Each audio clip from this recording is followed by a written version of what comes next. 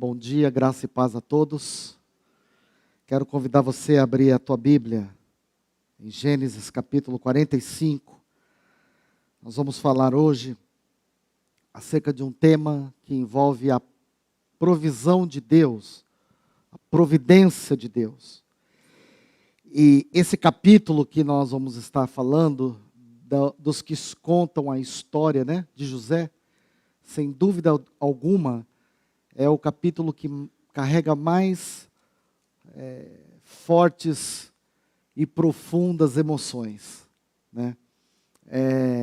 Os métodos que José lograram, eles tiveram êxito, pois José estava convencido do arrependimento dos seus irmãos. José tomou uma série de medidas para levar os seus irmãos a um arrependimento. E José começou a perceber a mudança no coração dos seus irmãos. Então, eles haviam passado no teste. E agora, no capítulo 45, chegou a hora de José se mostrar aos seus irmãos, sem disfarce. Ele vai contar aos seus irmãos quem ele é, o que Deus fez e como que isso se deu.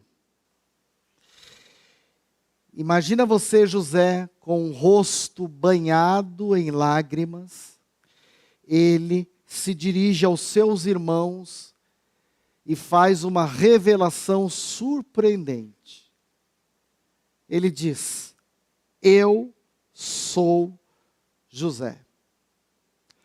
Ele deixa de lado toda a liturgia protocolar do seu cargo, que ele é o governador do Egito, e ele emenda uma pergunta aos seus irmãos: vive ainda o meu pai? E qual foi a reação dos seus irmãos ao ouvir esta notícia? Olha o que o texto diz no verso de número 3. Essa revelação caiu como um raio na cabeça dos seus irmãos e os deixou atemorizados. A única coisa que os irmãos de José pôde sentir foi o medo. Mas, pastor, por que eles ficaram com medo?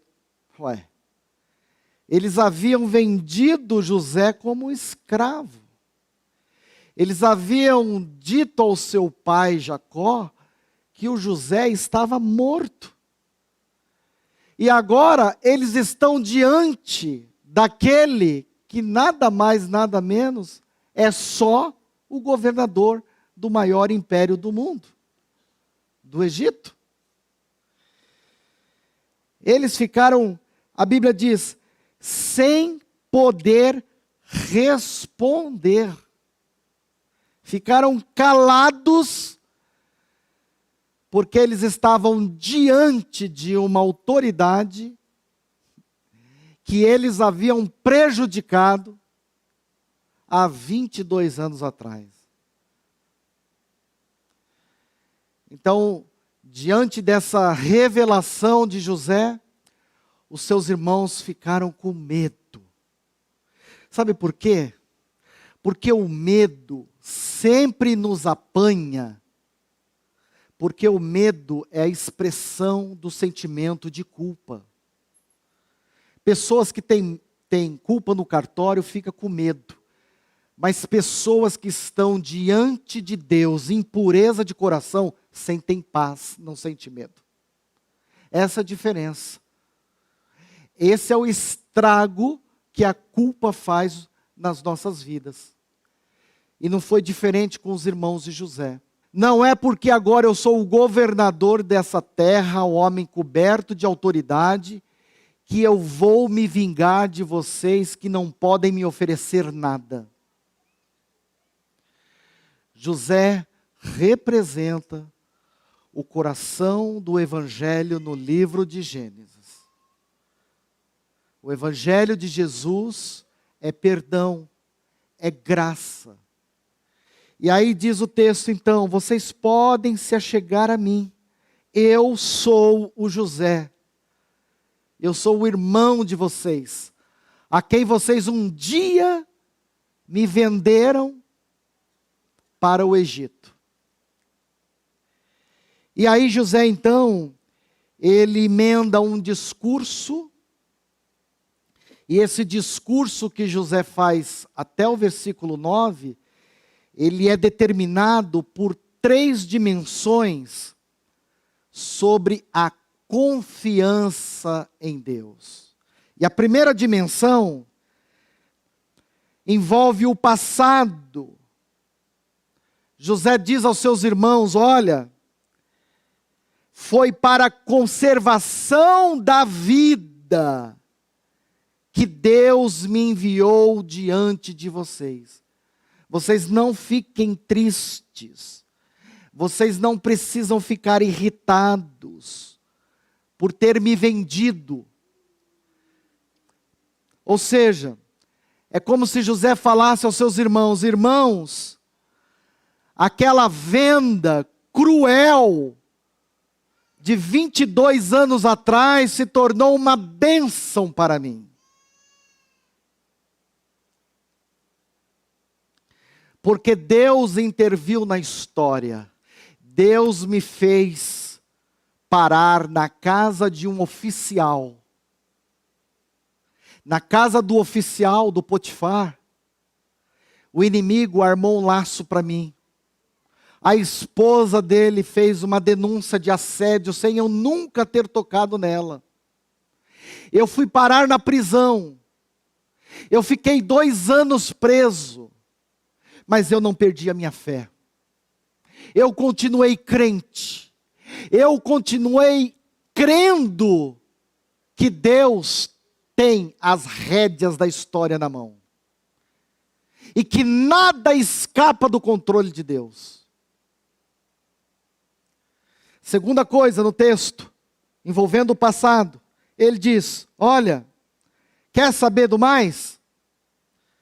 Vocês não devem se entristecer e nem se irritar, porque Deus me enviou diante de vocês para conservar, verso número 7, a vossa sucessão na terra e para vos preservar a vida por um grande livramento.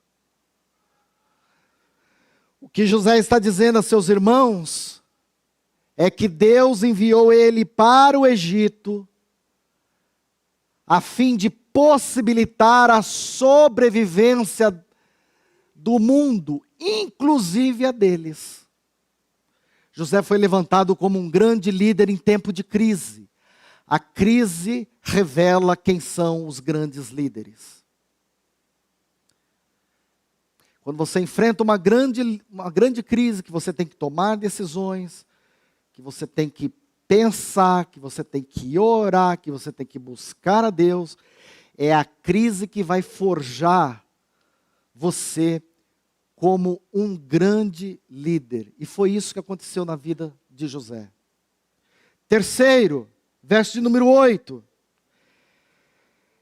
Olha, vocês não ficam tristes e nem irritados, porque não fostes vós que me enviastes para cá, e sim Deus.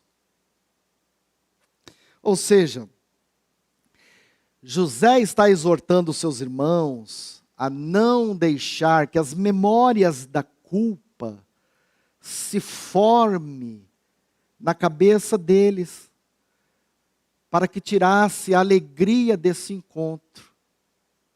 Porque o José é um homem de discernimento espiritual. Talvez, para a maioria de vocês poderiam dizer assim: olha, está vendo como que o diabo é sujo? Fez com que os irmãos de José vendessem ele para o Egito. Olha o diabo arruinando a vida do pobre José. Mas o José, ele diz assim: olha, não foi o diabo que me trouxe para cá.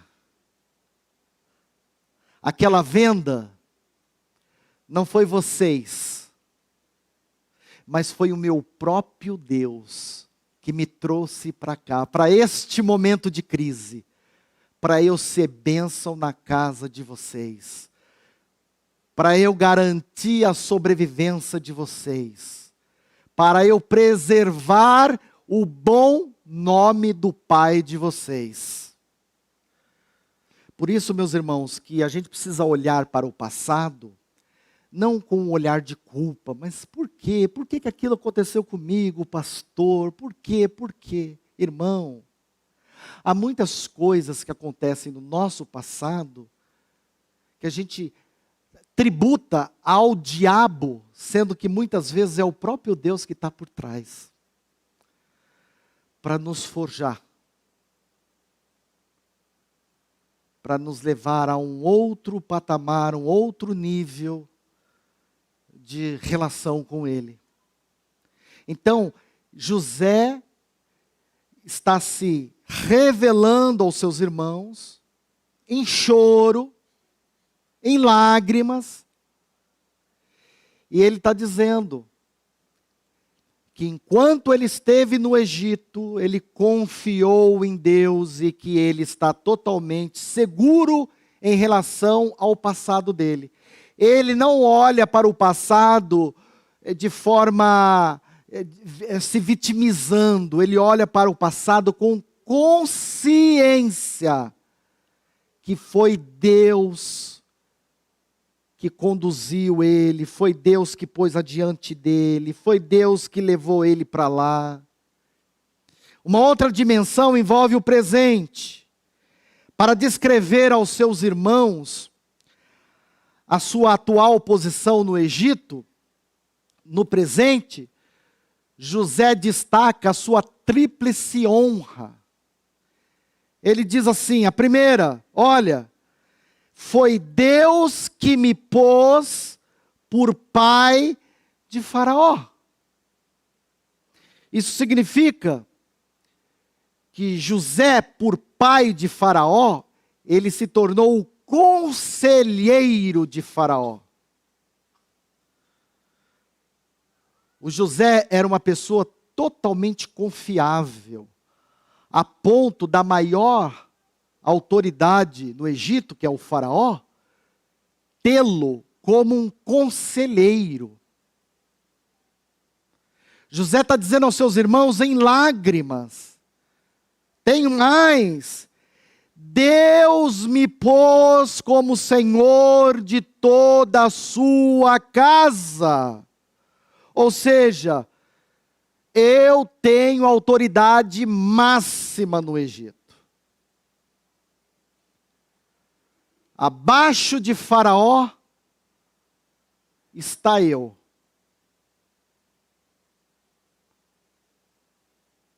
Terceiro, Deus me pôs como governador em toda a terra do Egito. Olha aqui, meus irmãos, isso significa que no país inteiro, nada acontece sem a minha permissão.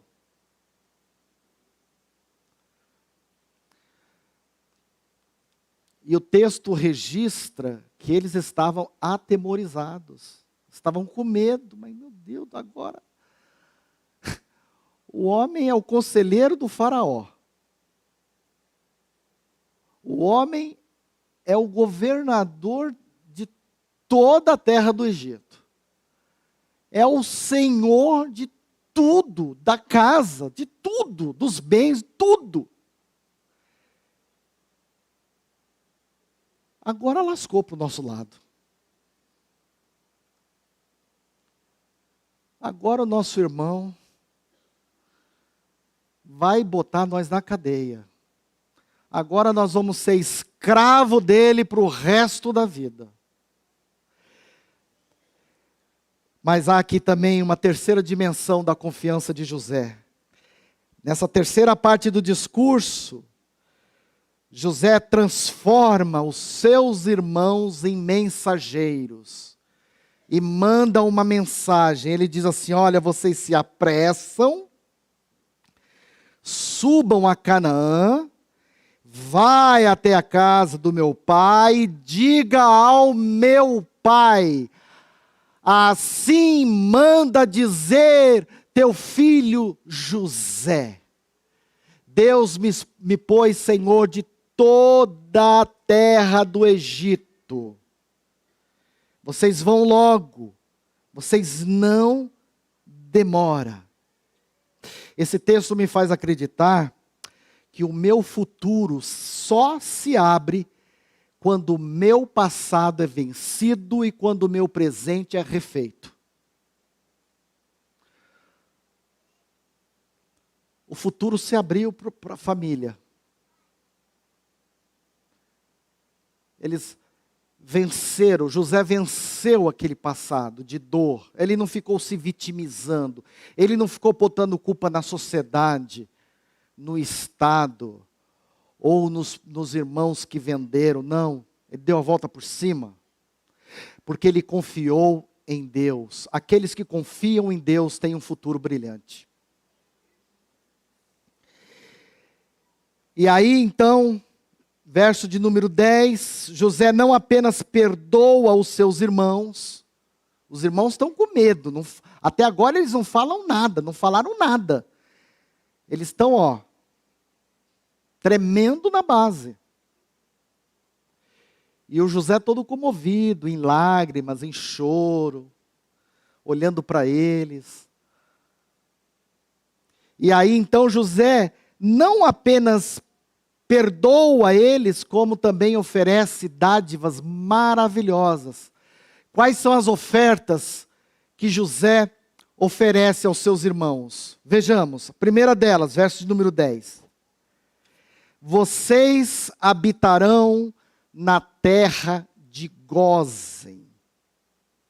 A terra de Gósen é, até hoje, a terra mais fértil do Egito. Foi o único lugar onde as pragas não chegaram.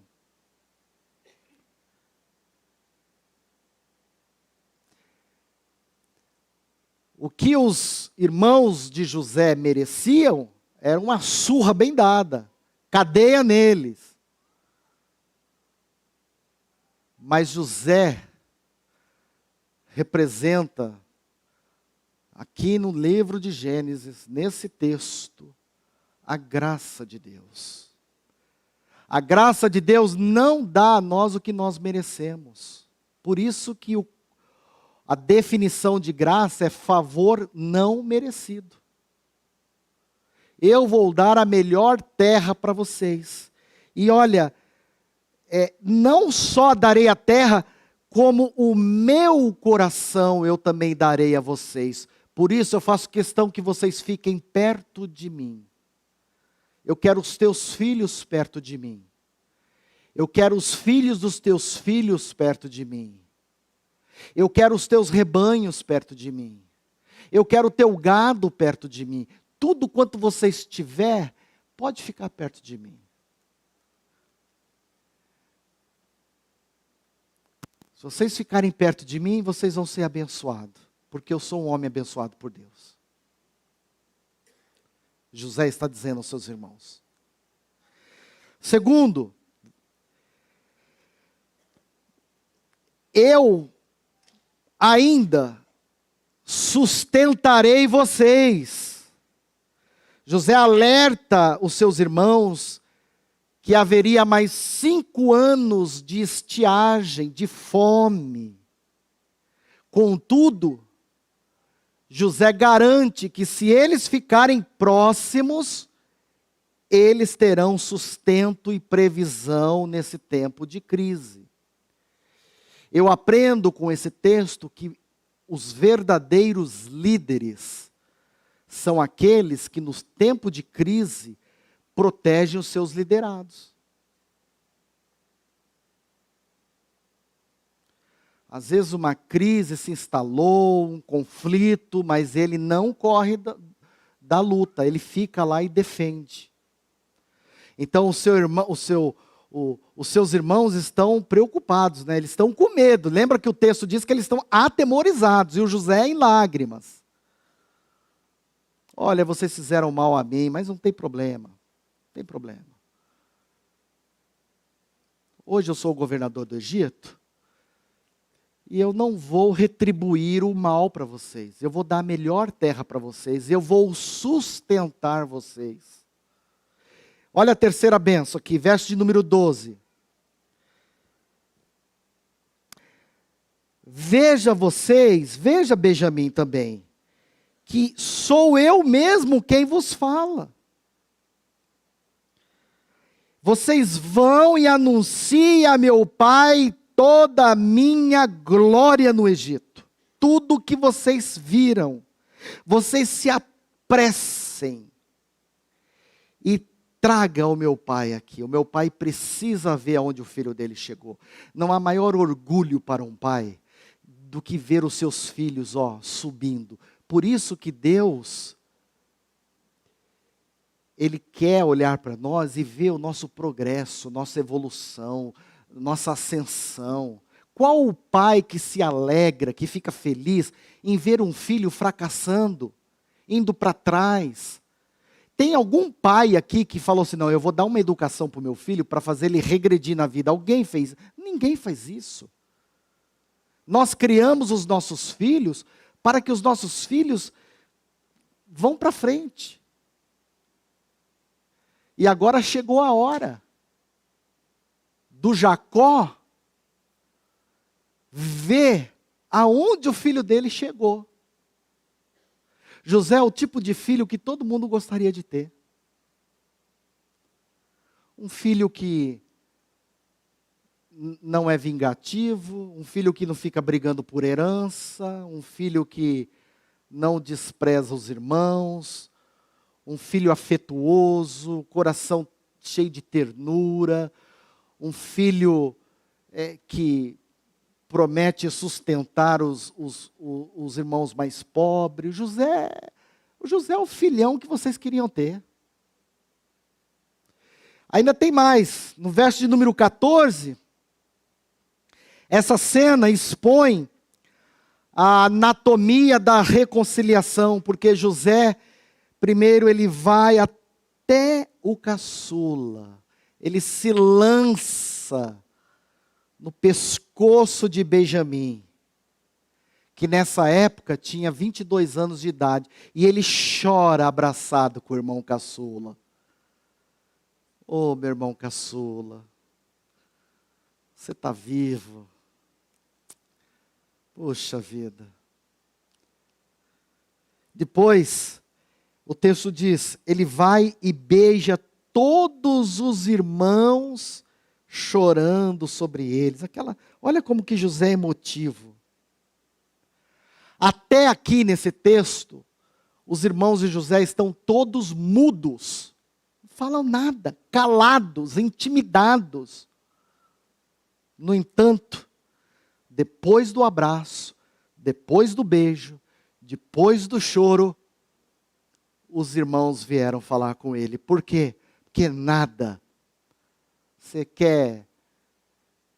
pode vencer um abraço, um choro. Nada pode vencer um beijo. Fala, você está perdoado, cara. Me dá um abraço aqui, Olhar dentro dos olhos do cara, você me prejudicou, você me lascou, você me ferrou, mas olha, o que eu tenho para você é perdão. E dê um abraço no irmão. Aí os irmãos que estavam com medo, os irmãos que não estavam calados, sem falar nada, agora passaram a falar com ele. Ufa, que susto. Eu pensei que o José ia nos colocar na cadeia. Eu pensei que o José ia nos lançar numa penitenciária. Eu pensei que o José fosse nos tornar escravo dele para o resto da vida. Mas graças a Deus, que José não é como nenhum de nós. José é nobre, pessoas nobres perdoam. José abraça, José beija, José chora. José fala, eu quero vocês perto de mim, embora vocês quiseram me ver longe de vocês, mas eu quero vocês perto de mim. Eu quero os teus filhos perto de mim. Eu quero os teus animais perto de mim. Eu estou disposto a dar a melhor terra do Egito para vocês. Tudo que eu quero é o progresso de vocês. Eu não torço pela queda de vocês. Não me interessa se vocês vão fracassar. No que depender de mim, eu quero o sucesso de vocês. E assim tem que ser o crente. A gente não torce para o cara quebrar a cara. A gente não torce para o cara sair da igreja, se dar mal, para depois a gente ir lá e acusar e falar, tá vendo aí? Tá vendo aí? Tá nessa situação? Porque largou Deus. Porque largou a família. A gente não deve ter esse coração, irmãos. A gente tem que estender a graça e o perdão de Deus, porque aquela pessoa é importante para Jesus. Mais cedo ou mais tarde, Deus pode trabalhar no coração dele e trazer ele para a salvação. E ele se reconciliar novamente.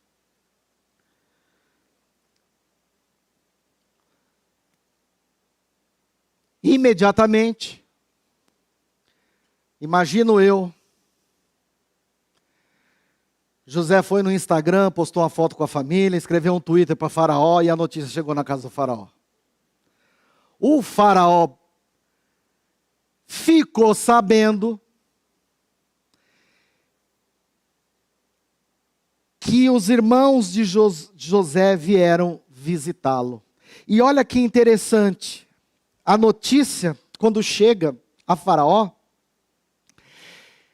tornou-se uma notícia agradável, não somente a Faraó, como também a todos os seus oficiais. Faraó falou assim, puxa vida, olha que notícia boa, os irmãos de José são uma bênção, deve ser tudo igual José, bons líderes, administradores, adivinhadores de sonhos, eu agora estou feito, agora vou abrir minha primeira multinacional,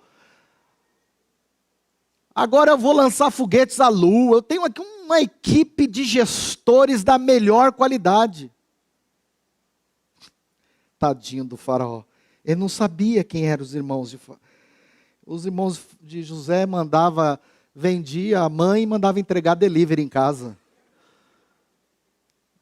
Os caras eram terríveis. Mas o Faraó, ele fala a José e ele reitera o convite que José havia feito à família e ainda acrescenta novos privilégios. Porque o José, meus irmãos, ele gozava de um prestígio com o Faraó que era surreal. O Faraó gostava do José. O José era um cara bacana, legal, boa praça, inteligente, gestor, administrador, sabia lidar com conflito. Então o Faraó gostava de ouvir os conselhos de José. O José era bom, irmãos. O cara, aqui para nós, né? O cara era bom demais. Verso de número 24. Ao despedir os seus irmãos, sabendo que era provável que os seus irmãos, né, proliferassem no caminho de volta, que era um caminho longo, discussões, acusações recíprocas, está vendo aí, Judá, não falei para você não jogar o cara lá no buraco, o Rubem, olha, mas quem mandou você pegar as vestes dele, molhar lá no sangue, mentir para o pai? Aí chegou o Simeão, não, eu falei, eles poderiam no caminho de retorno ficar se acusando um ao outro. Então o José é sábio. O José fala assim, ó, vocês vão voltar para casa, vocês vão trazer o pai, mas por favor, não contenda pelo caminho. Tudo já está resolvido. Quando a gente resolve as coisas, não há necessidade de ficar voltando, e voltando, e voltando, e jogando culpa em um, jogando, sabe aquele casal que briga, aí passa um tempo, aí volta a discussão, fica jogando tudo na cara. Para. Está resolvido, pronto, acabou. Resolveu, resolveu. Põe uma pedra em cima e fala, não, vocês quando partir, vocês não contendam mais. E aí então o texto diz que os irmãos de Jacó sobem até o Egito, verso de número 25, subiram ao Egito, foram até a terra de Canaã, e disseram a Jacó, olha, a situação com José estava resolvida, certo? Mas e agora? Como enfrentar o Jacó? Como chegar àquela tropa de irmãos e confessar um pecado que havia sido escondido por 2 décadas, por 22 anos. Eu quero destacar aqui alguns pontos. O primeiro deles, verso número 25. Eu imagino que o Jacó, com os olhos olhando aquela caravana, né? Aquela comitiva, um monte de carro, né? Aqueles carros chegando em Canaã, aqueles animais carregados de cereais, de pão. Irmãos, o Jacó deve ter pensado assim, poxa, mas quando eu não mandei dinheiro para tudo isso. Eu mandei dinheiro para fazer uma compra ali no mercado do dia. Os caras mandaram entregar um Walmart aqui em casa. Chegou um caminhão da Amazon aqui, olha. Chegou tanto alimento, tanto alimento. O Jacó ficou desconfiado, falou, esses meus filhos fizeram alguma coisa.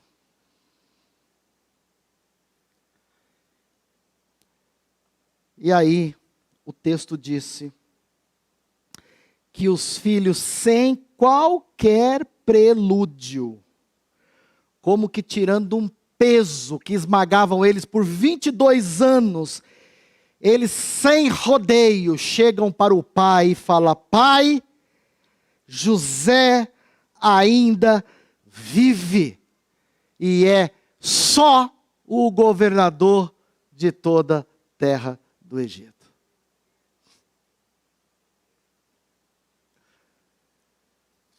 Meu Deus, que informação. O velho Jacó, para ele, o José já estava morto. E agora receber a informação, qual foi o impacto que essa informação gerou no Jacó? Olha o que diz o verso 26. O coração dele quase pifou. Ficou sem palpitar. Quase mataram o velho com a informação.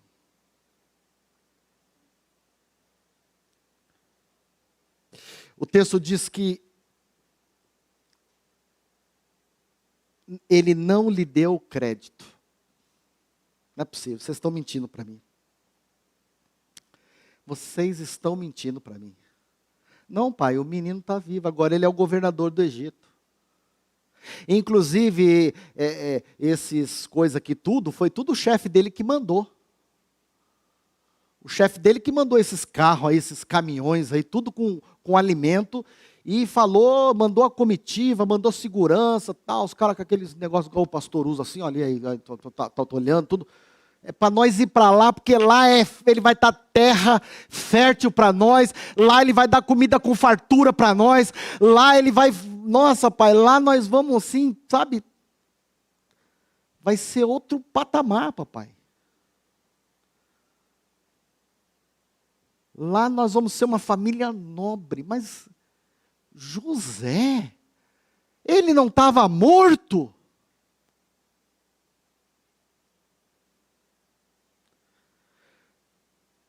Não, pai, ele não está morto, está vivo.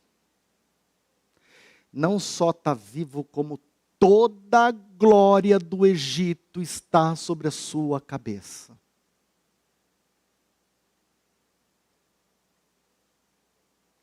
Irmãos, o mundo dá muitas voltas. Nunca despreze alguém que está abaixo de você. Você não sabe o dia do amanhã. Essa pessoa amanhã pode estar acima de você.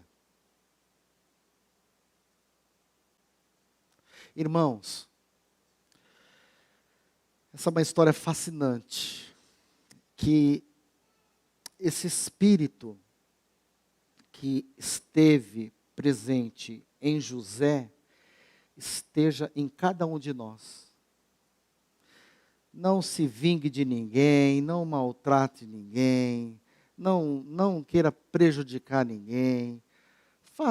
Viva a sua vida diante de Deus. Seja correto com Deus, seja correto com a igreja, seja correto com a família, seja correta com seus pares, seja correto com seu patrão, seja correto com seus funcionários. Porque o José simboliza a prosperidade de Gênesis, porque ele foi correto com Deus.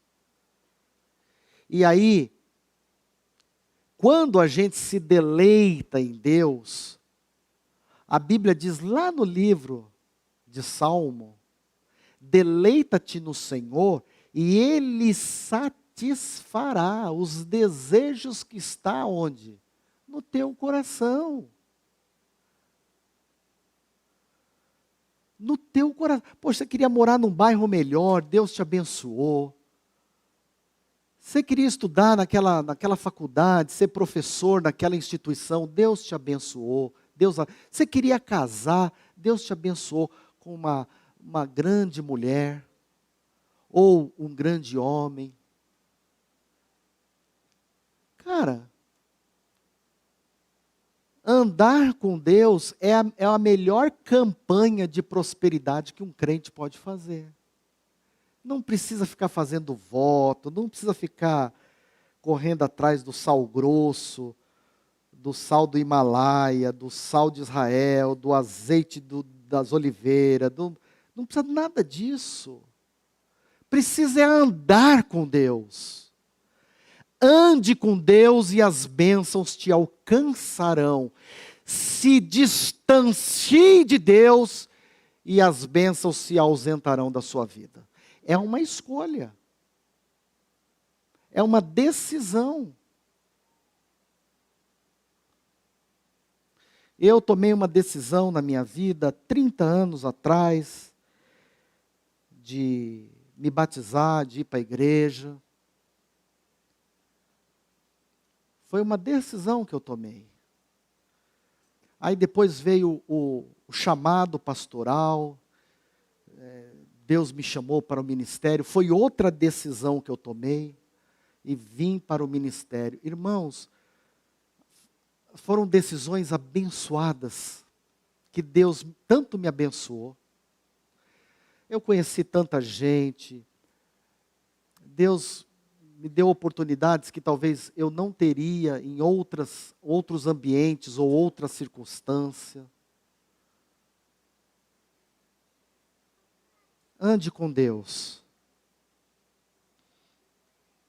Não abra mão da sua fé e da sua confiança a Deus, amém? Era isso que o texto tinha para nos dizer nessa manhã.